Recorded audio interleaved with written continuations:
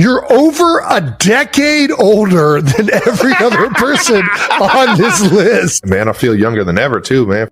Every single person on this list was born after Y2K. That's insane. They don't even know what Y2K is. They don't even know the world was about to end. They didn't know the predicament that we were in with the computers and their calendars. You know how many gallons of water were in our basement? Because that's what we were going to lose. We were going to lose water. Listen, we've made a critical malfunction. Water and toilet paper. We were stocked. That's one of the most that was exciting, inexciting. Is that unexciting, inexciting? Yeah, the game sucked. There's a lot of Buns games this week, but we're going to talk about them. Celebrate another successful National Tight End Day. Yeah. If you do celebrate it. And take a look at some New Heights Halloween costumes. Oh, nice. Hell yeah. We got a lot going on, so let's get right into some of that. New news. Hey-o. Coming in hot. 1587 review. Jason came all the way to Kansas City just to go to my restaurant. I did. It was fantastic. How about it? And he ordered just about everything that I told him to order. You told me the hamachi, the A5 strip. Yes. The lobster rolls, I got those. The linguine. Did you get the linguine? I didn't get the linguine. Fuck. I knew I was forgetting something. Yeah, you were missing out on that one. I heard you might even have some content with Big Ed coming up. Big Ed was there with me. Nice. It was a great meal. It was good. Saw Peter Schrager and Cliff Kingsbury there. Nice. Troy Aikman. It was a star-studded, like everybody. Nice. Troy popped in too. I don't know. I didn't see if Troy was eating there. Joe Buck was definitely there with Michelle. Well, I appreciate you for pulling up. Joe Buck, the whole gang over there at ESPN, and any of the commanders that stopped through, knowing that most of the away teams stay at the Lowe's as well. But yeah, man, how'd you like it? It's fantastic. I mean, it's a high-end, like very well-done steakhouse. Nice. I did think it was interesting. There's a lot more creativity to it. There was the goat burger, which was like a step up from the Big Red, but I'm getting the Big Red. I'm here for the Andy Reid burger. Got to get the Big Red. And then got the cheesesteak as well. We also got the meatballs and whipped ricotta. That was fantastic. Ooh, I'm glad you enjoyed it. Did you get the Big Yeti? I did. I got the Big Yeti. I got the Alchemy. I got both. The Alchemy was really tasty. I'll tell you what, that thing is cosmopolitan twist, which I don't care. Call me what you want. It was tasty. The Big Yeti was great. Got a garage beer. Nice. Yeah, we got garagers in there, baby. My favorite part of the evening. The waitress we're asking her like, oh, what do you like? Like what? And she's kind of listing off all these things. And Dad can't hear, right? So he's on the far side of it already. Damn it. And I'm like looking over and I look over at him and I could tell he can't hear a fucking, and he he's just not looks listening up, to anything. He whispers to me, he's like, I can't fucking hear a single thing she's saying. And all he does is she's still explaining. He's like, whip ricotta and meatballs. Like not in a dick way.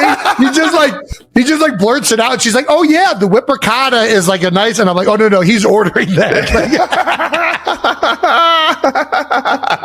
It was so fucking funny. Brandon put it in here. What's the most Travis Kelce thing about the restaurant? What's the most Travis Kelce thing about just the first snippet, which was the cross promo for the new Predator movie. It's on Garage Beer's social page as well as Jason's social page. But coming November 1st or 2nd? So our film is coming out the 1st. Nice. I think that's Friday. Does that sound right? Or is it Saturday? Let's call it November 1st. Everybody stay on the lookout. Yeah, and then Predator Badlands, the new Predator that comes out this year is coming out November 7th. Keep it a lookout, baby. Let's move on to a little bold topics to wrap up week 8 in the NFL. Yes. Bold topics is brought to you by Gillette. Ooh. Let's start with the Chiefs, Trav. A little Monday Night Football. The best a fan can get. Chiefs 28, Commanders 7. Monday Night Football. Trav, what are your initial thoughts? I got to stop fucking handing the goddamn other team the ball, man. Fuck. You made up for it. That's the thing. Everyone's like, yeah, you made up for it. You had 99 more yards. And I'm just like, yeah, no, that doesn't take away from the fact that I turned the ball over. But I appreciate it. Thank you for saying that I had a decent game and that you forgot about it. I think we're rolling, man. We're rolling as a team. Obviously, Commanders missing their their QB, and he's the kind of player where if he's playing, that game is probably a little bit closer. Yeah. But at the same time, man, defense is playing great. Special teams is playing great. And offense, man, it just feels like we're dialing the right things up and we're rolling as an offense, man. It's fun when everybody's getting a piece of the pie. Rasheed's going crazy. Noah Gray's making big plays left and right. We got the run game. We're getting downhill even without Trey Smith, and my guy Mike Caliendo stepped up again this week, and it's just it's fun. It's fun to play on this offense with this many weapons, man. It's just a fucking blast. And sure enough, we're scoring touchdowns, man, and that's where it really gets fun, man. When you're putting up 7 points every time you touch the ball, man, fuck, it's a fun time. Yeah, I mean. Yeah, it was close in the first half, but both offenses really rolled in the first half. I know Jaden was obviously missed out there, but Mariota played really good in the first half, especially. He only had 3 incompletions, and one of them was the interception that bounced off of Debo's face mask. So it was a weird first half. You guys moved the ball really well. Obviously had the 2 turnovers. You mentioned the play where it hit off your hands. Yeah. They had a couple turnover on downs. But in the second half, you guys got it cleaned up, started finishing the drives off, right? And it's kind of, we talked about it before the game. The thing that's really carried the Chiefs the last couple of years has been the defense. And then obviously you guys being able to execute in close games and in crucial moments. But the defense has kind of been the thing that's been really high level in Kansas City. Now the offense, it feels like you guys are playing better than you've played in 2 or 3 years right now. You're really holistically, you're making big plays down the field. You're getting all the short passes. I think Pat's time to throw is quicker than it's ever been in his career. Yeah. The offensive line is protecting so much better. So that feels Travis Kelce like. I appreciate you pulling up to the restaurant, and everybody that pulled up to the restaurant, man. And if you get an opportunity, go in there and check it out, man. You get there on the prime time and the prime hours, man. You'll get some live music. All pretty much Motown music, and they absolutely crush it in there, man. It's such an honor to be a part of this thing. Highly recommend getting your reservation in advance because it's not easy to get into, folks. Who are rolling, baby. All right, let's keep this thing moving. Jason came out with yet another cinematic masterpiece. I don't know whether they call you Arnold Kelce or Jason Schwarzenegger. We had this idea to do a Predator garage beer, freaking kind of funny. Around with a camcorder in the backyard. It's you guys are actually doing a great job with the special effects and just the shots and the lighting and everything looks fucking great, man. Honestly, I can take zero credit for that. Yeah, that's why I'm showing love though. It's just awesome. Jordan Phoenix, the director, and I think it's his company. If it's not Jordan, I apologize. I always fucking forget, but has a whole crew of people that he works with, and we've done a bunch of stuff now at Garage Beer. We did the Brumate earlier in the year with you. They are incredible, all of them. But Papa and Hackett, Jason Hackett has been in a bunch of the films now.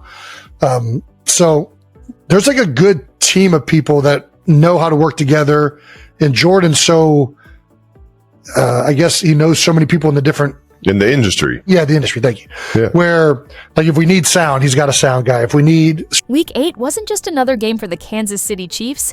It was a moment in football history. Kelce, now well into his mid-30s, ran routes with the same precision, speed, and fire that defined his early years. 6 catches, 99 yards, and then the defining moment, a touchdown that marked his 100th career score, cementing his legacy as one of the game's all-time greats. Every move on the field reminded fans why Kelce's name is synonymous with excellence and why he continues to inspire both teammates and spectators alike. Under the bright lights of Arrowhead Stadium, with the roar of more than 70,000 fans shaking the night sky, Travis Kelce once again reminded the world why he's considered one of the greatest tight ends to ever play the game. Every snap, every catch, every touchdown seemed to echo through the stadium, a testament to his skill, dedication, and the sheer excitement he brings to the field. The crowd erupted, a wave of red and gold emotion sweeping through the stands as his name thundered over the loudspeakers. It wasn't just another stat line, it was legacy in motion. Confetti rained down, cameras flashed, and Kelce's teammates swarmed him, helmets tapping, laughter spilling, hugs all around, a celebration of pure joy and camaraderie. Every high five, every cheer, every smile captured the magnitude of the moment. Decades of hard work, countless hours on the practice field, and a career defined by excellence, all coming together in one unforgettable instant. All of them knew what they had just witnessed. History in the making. That touchdown didn't just mark Kelce's 100th career receiving score. It also tied the Chiefs' franchise record with his 83rd touchdown for Kansas City. It was a feat that cemented his place not only among team legends, but among the true immortals of the sport. Later that night, long after the stadium had emptied and reporters had packed up their gear, the magnitude of the achievement lingered. In living rooms, bars, and across social media, fans celebrated a moment that would be remembered for years to come, a reminder of why Travis Kelce's name is forever etched in football history. With the stadium lights long dimmed and the reporters gone, Kelce joined his brother Jason on their hit show New Heights. As always, the conversation eventually turned heartfelt, moving beyond stats and records to the deeper moments that define a career and a life, both on and off the field. Jason pointed out that Travis now ranked second in the entire NFL for receiving yards, a list otherwise dominated by players nearly a decade younger. "You're over a decade older than every other guy up there," Jason laughed. Without missing a beat, Travis fired back, grinning. "I feel younger than ever, man." You could hear the smile in his voice. It wasn't cocky, it was grateful, maybe even a little reflective, a quiet acknowledgement of the years of hard work, perseverance, and love for the game that had brought him to this point. But just days before, in a post-game interview with ESPN's Scott Van Pelt, Kelce offered a rare glimpse behind the curtain.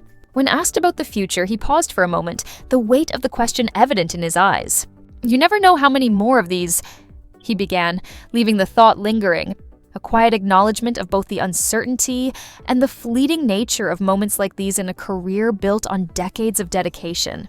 "You never know how many more of these you'll get," he said, eyes glinting beneath his helmet.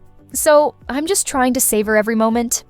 It wasn't a retirement announcement, but for a player who's achieved nearly everything, it felt like a quiet whisper of reflection, a subtle acknowledgement of the fleeting nature of the game he loves and the milestones he's worked so hard to reach. Social media exploded in the hours that followed. It wasn't just fans. Celebrities, athletes, and former teammates all flooded timelines with messages of admiration and celebration. Henry Winkler, the legendary actor known for his infectious charm and iconic roles, joined the chorus of praise, highlighting just how far-reaching Kelce's impact had become both on and off the field. Even the FS took to X, formerly known as Twitter, to send his congratulations, adding a touch of Hollywood stardust to the celebration. Yet, it was the locker room reactions that revealed the deeper story. Jason shared on their podcast that numerous Chiefs players expressed admiration not only for Travis's extraordinary skill on the field, but also for his unwavering patience, meticulous discipline, and quiet leadership. They spoke about how his approach, both in preparation and under pressure, set a standard that inspired everyone around him. In a sport often defined by intensity and ego, Travis's calm determination and focus stood out, earning him respect that went far beyond statistics or highlight reels.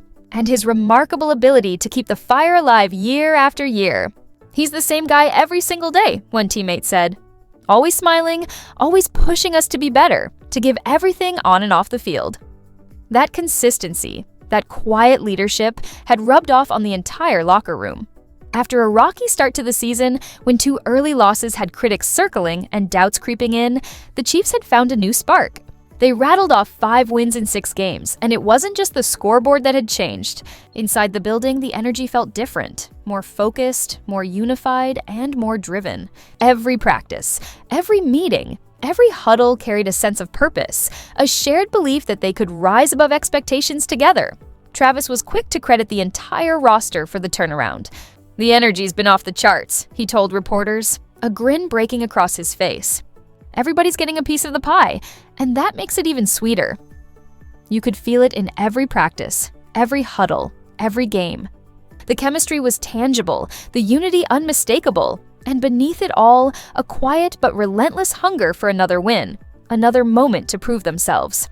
It wasn't just about individual accolades, this was a team firing on all cylinders, fueled by trust, discipline, and the kind of leadership that inspires everyone to give their absolute best. Championship run. And at the center of it all was Kelce, still moving with the agility and energy of a man a decade younger, still celebrating every touchdown with the same wide-eyed excitement as if it were his first. His focus has never wavered. Every movement, every glance, every gesture on the field tells the story. Confidence, control, command. But what truly sets Kelce apart isn't just his raw talent or physical prowess, it's his understanding of the game. His ability to anticipate, to read defenses, and to make split-second decisions that elevate everyone around him. That combination of skill, intelligence, and leadership has made him the anchor of this team's resurgence, the player who inspires not just respect, but genuine admiration. The way he reads defenses, the subtle head fakes, the precise timing. He plays with the rhythm of a jazz musician, improvising just enough to keep opponents guessing. Jason once put it best: Travis never forces anything. He's patient. He waits and then, boom, he's open. He's always been like that. That patience, that instinct, is what has kept him at the top of the game for so long. Even as the NFL grows younger, faster, and more physically demanding, Kelce continues to reinvent himself. Each season adds another chapter to a story that shows no signs of slowing down. The Chiefs' locker room, once tense after the early season stumbles, now pulses with a renewed energy, a mix of focus, camaraderie, and quiet determination. Every player seems attuned to the same rhythm, inspired by the example of their anchor, who reminds them that mastery comes not just from talent, but from timing, discipline, and the relentless drive to keep improving. The tension that had gripped the locker room early in the season has now transformed into confidence and belief. Every new record Kelce sets sends a surge of motivation through the team. Veterans look to him for leadership, while younger players, some of whom grew up watching him on TV, now share the field with him, seeing firsthand what excellence looks like up close. Coaches praise his relentless work ethic. Teammates speak of his humor, his lightheartedness, and his uncanny ability to make the grind fun again. "He keeps us young," one rookie said with a laugh. He's the first one in at practice and the last to leave. Even as whispers about retirement swirl, it's clear that Travis Kelce's story is far from over. He's chasing something deeper than stats, a feeling, a brotherhood, a legacy. Every time he steps onto the field, it's visible in his eyes. He's still that kid who loves the game, who thrives on the roar of the crowd, and who plays not just to win, but to inspire. Travis Kelce isn't done writing his story. Not yet. As the Kansas City Chiefs march toward another possible championship, one thing remains certain: football still flows through his veins. The game hasn't passed him by. It's evolved around him. And somehow, he's still leading the charge, because legends don't fade quietly. They keep shining. What separates Kelce from the rest isn't just talent. It's vision, patience, and the kind of instinct that turns plays into art, moments into memories, and a team into a family. What separates Kelce from others isn't just raw talent. It's his deep understanding of the game. The way he reads defenses, the subtle head fakes, and the impeccable timing of every move. He plays with the rhythm of a jazz musician, improvising just enough to keep defenders guessing. Jason once said it best. Defenders guessing. Jason once said it best.